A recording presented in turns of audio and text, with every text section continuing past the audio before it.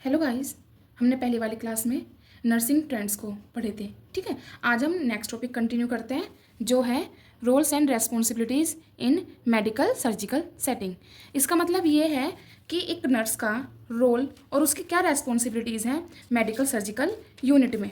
ठीक है, हमारे हॉस्पिटल में 3 डिपार्टमेंट होते हैं। पहला department OPD, second department IPD, then third is ICU. जो पहला रहता है हमारा वो होता है हमारा ओपीडी। ओपीडी मतलब out patient department. Then second IPD, IPD in patient department. And then last ICU, ICU को हम कहते हैं intensive care unit. These are 3 department in hospital. Okay, let be continue. First 5 marks में आता है कि roles and responsibilities बताओ medical surgical setting में। तो आपको क्या करना है, पहले आपको इन तीनों की डेफिनेशन लिखनी होगी। हल्का सा इनका इंट्रो डेफिनेशन दे देना आप लोग। ठीक है, और फिर इसी के अंदर जैसे मैंने लिखा हुआ है नर्स एंड ड्यूटीज़। ठीक है, नर्स की ड्यूटीज़ और रेस्पॉन्सिबिलिटी, इसमें आप लोग क्या करोगे कि आप 5 या फिर अपने अकॉर्डिंग 10 पॉइंट लिख दोगे। 5 पॉइंट्स इनफ होते हैं। ठीक है, अब हम कंटिन्यू करते हैं। पहला आता है हमारा out patient department. Out patient department का मतलब ये होता है, आप सिंपल लैंग्वेज में समझो कि आउट का मतलब क्या होता है, बाहर। ठीक है, जो पेशेंट बाहर से आपके हॉस्पिटल में इमरजेंसी में आया है, ठीक है, उसे कहते हैं हम आउट पेशेंट डिपार्टमेंट। तो OPD means define as a section of the hospital with a lot physical and as well as medical facilities. आपके हॉस्पिटल का वो सेक्शन जहाँ पे हम पेशेंट को फिजिकली और मेडिकल फैसिलिटीज़ देते हैं, और staff in sufficient number with regular schedule are to provide care. जो वहाँ पे अदर स्टाफ रहता है आपको रेगुलर शेड्यूल के साथ साथ वहाँ आपको केयर प्रोवाइड करता है। Who are not registered as in patient, ये लाइन बहुत इंपॉर्टेंट है, इसे पढ़ लेना। जो पेशेंट रजिस्टर्ड नहीं होते हैं इन पेशेंट की तरह, हम इन पेशेंट नेक्स्ट पार्ट में पढ़ेंगे। ओके, अब आउट पेशेंट डिपार्टमेंट में एक नर्स की क्या ड्यूटी रहेगी और क्या रेस्पॉन्सिबिलिटीज़ रहेंगी, अब हम इन्हीं को पढ़ेंगे। ये मैंने कुछ पॉइंट्स आप देख रहे होंगे कि मैंने ये जो पॉइंट्स हैं मेरे ऊपर नीचे हो रहे थे ये वाले, तो मैंने इन्हें नंबरिंग में करने के लिए मैंने इनके आगे मैंने नंबर डाल दिया है। आप इसी के अकॉर्डिंग इन्हें लिख लेना। ठीक है, तो पहला पॉइंट क्या था, हमारे नर्स की क्या रेस्पॉन्सिबिलिटी रहेगी। जो पेशेंट बाहर से आएगा, रजिस्टर द पेशेंट। पहले हमें क्या करना है, पेशेंट को रजिस्टर करना है। ठीक है, देन सेकंड क्या रहेगा हमारा, check the vital science of the patient and carry out clinical nursing process. ये सबसे इंपॉर्टेंट पार्ट होता है हमारे लिए, नर्स के लिए, कि अगर हमारे पास कोई पेशेंट आ रहा है हमारे पास, तो फर्स्टली हमें उसका रजिस्टर करना होता है। देन सेकंड पहला काम हमारा क्या रहेगा रजिस्टर करने के बाद, कि हमें उस पेशेंट के वाइटल्स चेक करने होते हैं। ठीक है, देन थर्ड पॉइंट हमारा क्या रहेगा, report the physician if there any emergency to the patient. अगर हमने वाइटल्स ले लिया, अगर हमें लगता है कि भाई कुछ इमरजेंसी है, तो हमें फिजिशियन को रिपोर्ट करना है इस चीज़ के लिए। जब हम रिपोर्ट कर देंगे, then collect the data about the patient in the patient case sheet. हमें बाद में पेशेंट की केस शीट पर उसके बारे में उसका डाटा कलेक्ट करना है। देन फिफ्थ पॉइंट क्या रहेगा, arrange the necessary equipments in OPD. जितने भी पेशेंट के प्रोसीजर के लिए या फिर उसके ट्रीटमेंट के लिए जितने भी हमें इक्विपमेंट्स चाहिए, उन सबको हमें अरेंज करना है। Prepare the patient for treatment and explain the procedure to the patient. हमारा क्या काम रहता है, अगर हम पेशेंट पर कोई भी ट्रीटमेंट करने वाले हैं तो फर्स्टली हम पेशेंट को समझाएंगे, अगर वो होश में है। अगर वो होश में नहीं है, अनकॉन्शियस स्टेट में है, तो हम उसके फैमिली मेम्बर्स को समझाएंगे। ओके, तो हमें क्या करना है, prepare the patient for treatment and explain the procedure to the patient. Then assist the physician to examine the patient and therapeutic procedure. अब हम उस पेशेंट पर प्रोसीजर अप्लाई कर देंगे with the help of physician. Then हमारा point आता है supervise other staff and students. हमें अदर स्टाफ्स को और स्टूडेंट्स को भी सुपरवाइज करना है। देन हमारे ये 8th पॉइंट हो गए। अब हमारा आता है 9th पॉइंट। हमारा 9th पॉइंट क्या रहेगा, provide health care advice to educate patient and families. हमें पेशेंट को या फिर पेशेंट की फैमिली को एडवाइस देनी है, समझाना है, उसे एजुकेट करना है उसकी इलनेस के बारे में, या फिर जो उसके कुछ उसे प्रॉब्लम हुई है उसके बारे में समझाना है। Then last point, guide and counselling the patient like how to take medication and next follow up.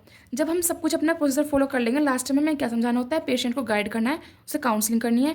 Counselling में क्या क्या बताना है कि तुम्हें मेडिकेशन कैसे लेनी है, और रेगुलर चेकअप के लिए आते रहना है। फॉलोअप मतलब जितना भी हम फॉलोअप का मतलब होता है कि जो जो हमने मेडिकेशन या फिर ट्रीटमेंट जो जो हमने उसे डाइट बताई है उसे फॉलो अप करना, उसे ही कंटिन्यू करना। ये तो हो गया हमारा आउट पेशेंट डिपार्टमेंट कंप्लीट।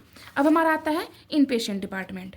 इन पेशेंट डिपार्टमेंट का मतलब क्या होता है, require the patient in to be admitted to the hospital so that he or she can be closely monitored during the procedure and afterward during the recovery.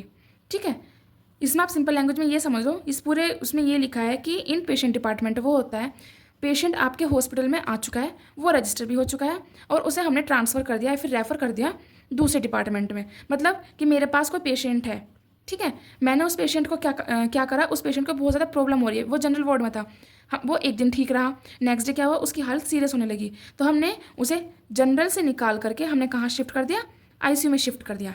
इसे ही बोलते हैं in patient department. या फिर इमरजेंसी से हमने कहाँ shift कर दिया, जनरल वार्ड में, या फिर जनरल वार्ड से हमने कहाँ शिफ्ट कर दिया, आईसीयू में। ठीक है, यही होता है हमारा इन पेशेंट डिपार्टमेंट। और इन पेशेंट डिपार्टमेंट में आपको ये बात जरूर याद रखनी, जिसमें मैंने रेड कलर की अंडरलाइन भी की है, IPD means the patient admitted in the hospital overnight, यानी कि एक रात से ज़्यादा हो या 4 दिन से ज़्यादा हो या फिर 4 दिन से या फिर एक हफ्ते से ज़्यादा हो। Like coma patient have been in hospital in 4 year, मतलब वो पेशेंट इन पेशेंट माना जाता है जो आपके हॉस्पिटल में एक रात से ज़्यादा रुका हुआ हो या फिर उसे एक हफ्ता हो गया हो। ठीक है, लाइक कोमा पेशेंट जो होते हैं वो आपके इन पेशेंट डिपार्टमेंट के अंदर आते हैं। In patient care begin with individual admission to a hospital for management and treatment of active illness. In patient department में क्या होता है, इन पेशेंट केयर में ये होता है वो आपके हॉस्पिटल में एडमिट है, अब हमें उसकी जो एक्टिव इलनेस है उस पर ट्रीटमेंट देना है। ठीक है, अब आते हैं इसमें नर्स की क्या रेस्पॉन्सिबिलिटीज़ रहेंगी और क्या ड्यूटीज़ रहेंगी। Senior nursing officer is responsible for overall ward management with interdependent coordination. मतलब सीनियर नर्सिंग ऑफिसर की ये रेस्पॉन्सिबिलिटी रहती है कि जो आपके अंडर में नर्स हैं या फिर कोई स्टाफ है उसे आप कैसे मैनेज कर रहे हो, उनकी रेस्पॉन्सिबिलिटीज़ को, और आपके जो वहाँ पे आपके स्टाफ के या फिर आपके जो जूनियर्स हैं वो कैसे कोऑर्डिनेशन करके रह रहे हैं। ठीक है, देन नेक्स्ट करेगा planning of daily unit work schedule and policies. हमें पेशेंट की डेली प्लानिंग करनी है, उसकी वर्क की शेड्यूल की, उसके लिए पॉलिसीज़ बतानी है। देन थर्ड हमारा आता है implement the doctor order to patient, मतलब जो डॉक्टर हमें ऑर्डर देता है पेशेंट के लिए उसे हमें पेशेंट पर क्या करना है, इम्प्लीमेंट करना है। Such as administration of medication, prepare patient for investigation, collect sample from patient. मतलब आज हमारे पेशेंट की हालत ठीक है, देन हमने नेक्स्ट डे चेक करा तो पेशेंट की हालत थोड़ी सीरियस हो गई, डॉक्टर ने विजिट करा और देखा कि उसकी जो हालत है थोड़ी सी और सीरियस हो गई, तो हम उसके अकॉर्डिंग जो डॉक्टर हमें या फिर मेडिकेशन बताएगा या फिर कोई टेस्ट बताएगा, इन्वेस्टिगेशन बताएगा, उसी के अकॉर्डिंग हमें पेशेंट पे इम्प्लीमेंट करना है। ये हमारे इन पेशेंट में आता है। Communicate the patient health status to the family member, हमें डेली कंटिन्यूस पेशेंट की इलनेस या फिर हेल्थ के स्टेटस के बारे में उसकी फैमिली मेम्बर्स को डेली इन्फॉर्म करते रहना है। Prepare the duty roster to juniors nursing officer, अपने जो हमारे जूनियर नर्सिंग ऑफिसर होते हैं उन्हें क्या कहना है कि प्रिपेयर करना है पेशेंट के daily roster. Supervise the nursing officer housekeeping staff and other sanitary work activities, supervise करना है नर्सिंग ऑफिसर को जो हाउसकीपिंग स्टाफ रहता है या फिर जो सैनिटरी वर्क जो साफ़ सफाई के एक्टिविटीज़ वगैरह करते हैं। अगर हमारे साफ़ सफाई ही नहीं होगी हमारे डिपार्टमेंट में, हमारे वार्ड में, तो पेशेंट पे और इन्फेक्शन का खतरा रहता है। नेक्स्ट आता है इंटेंट का मतलब होता है ऑर्डर देना, medicine sanitary material all necessary items for the board management, जो पेशेंट के लिए ज़रूरी आइटम्स हैं, मेडिकेशंस हैं, हमें उसके लिए ऑर्डर कर देनी है।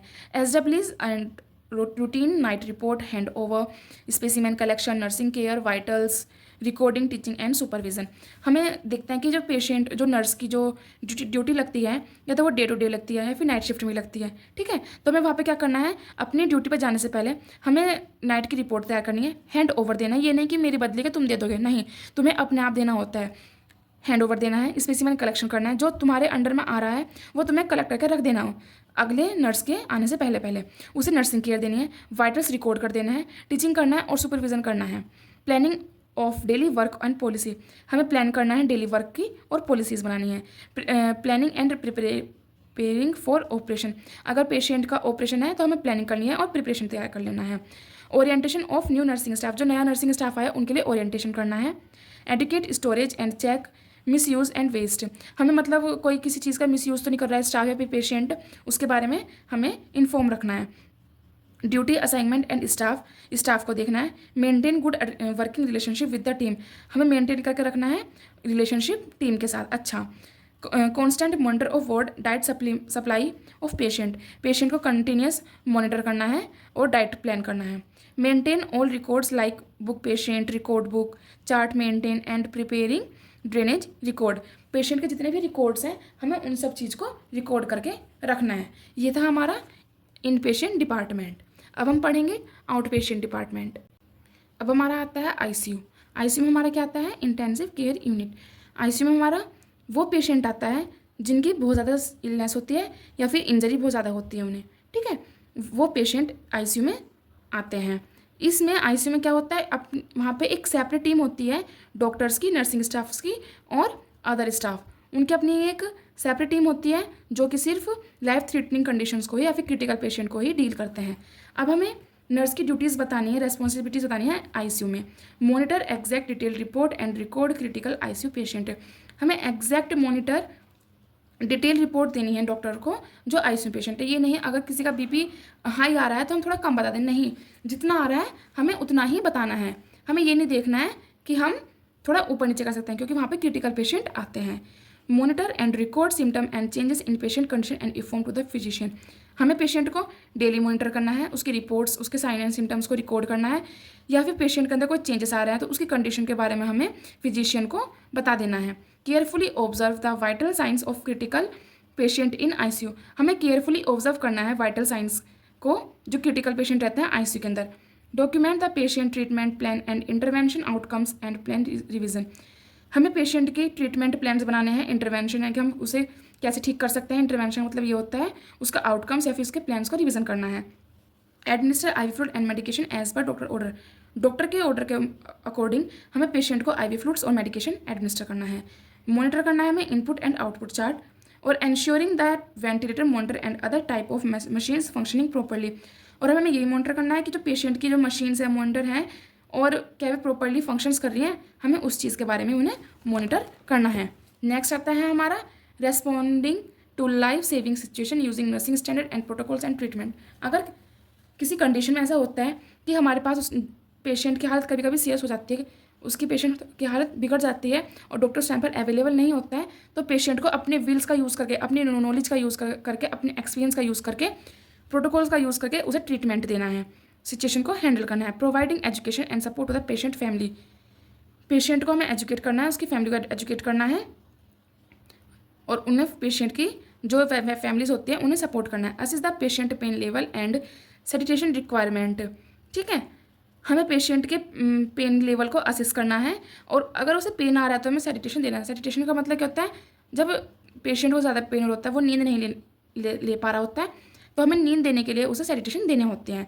ICU nurse must be able to draw blood sample for ABG analysis and interpretation report correctively. ICU की जो नर्स होती है उसे ब्लड सैंपल लेना आना चाहिए for ABG analysis. ABG analysis मैं आपको आगे पढ़ाऊंगी, ठीक है, एंड इंटरप्रिटेड रिपोर्ट करेक्टिवली, और हमें उसकी रिपोर्ट करेक्टली देनी है। ICU nurse should have a enough knowledge about GCS and evaluate the patient condition. ICU की नर्स को पता होना चाहिए। यहाँ पे ये हमारा कंप्लीट हो चुका है, rules and responsibilities of in IPD IOPD नहीं, यहाँ पे हमारा टॉपिक कंप्लीट हो चुका है। अब हम नेक्स्ट टॉपिक कंटिन्यू करेंगे कल।